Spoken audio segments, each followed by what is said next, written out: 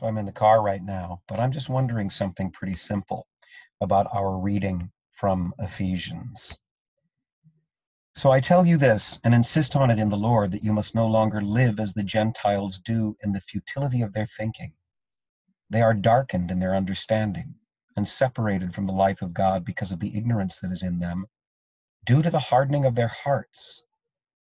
Having lost all sensitivity, they have given themselves over to sensuality, so as to indulge in every kind of impurity, and they are full of greed. Due to the hardening of their hearts.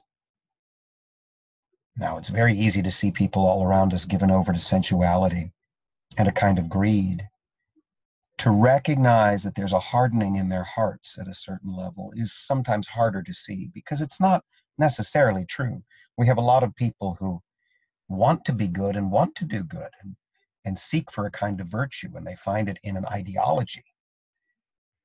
But with the ideology comes a hardening of the heart and of the head. But what I really wanted to share was the second half of that reading.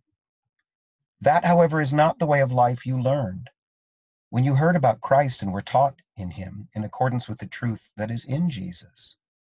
You were taught, with regard to your former way of life, to put off your old self, which is being corrupted by its deceitful desires, to be made new in the attitude of your minds, and to put on the new self, created to be like God in true righteousness and holiness.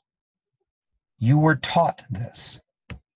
You did not learn the Gentiles' way of hardness of heart and abandonment to sensuality.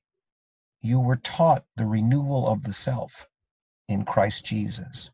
But that's not true anymore. That's not taught, from what I can tell, in any Catholic school. I say any, in the vast majority of Catholic schools and parishes, and what they call CCD programs or PSR programs. That's not taught. That's not taught. So you can't expect Christians to be able to know what the Ephesians knew, because we've stopped teaching. We've stopped passing on the simple tradition that would separate us from the people of sensuality, the people who don't believe.